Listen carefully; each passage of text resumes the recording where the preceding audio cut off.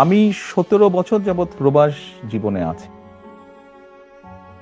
তথাকথিত 111 সরকারের সময় যেই শারীরিক নির্যাতন আমার উপরে হয়েছিল, তারপরে চিকিৎসার জন্য আমি এই দেশে আসি। আমি যখন এখানে আসি, আমার ভাইকে আমি রেখে এসেছিলাম, ছোট ভাইকে। আমি যখন এই দেশে আসি, আমার সুস্থ মাকে আমি রেখে এসেছিলাম।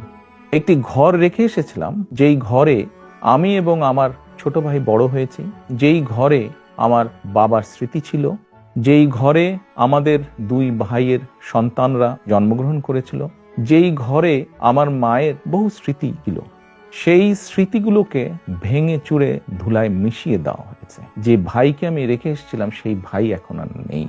যেই সুস্থ মাকে রেখে এসেছিলাম, সেই সুস্থ মা এখন সুস্থ নেই। শুধু অসুস্থই নন, ওনার উপরে মানসিক এবং শারীরিক নির্যাতনও করা হয়েছে। আমি আমার পরিবারের যেই কাহিনী আপনাদের সামনে তুলে ধরলাম, এটিকে আপনারা কাহিনী বলুন বা সংগ্রাম বলুন, যেটাই বলুন না কেন, এটি শুধু আমার কাহিনী না বা আমার পরিবারের কাহিনী না।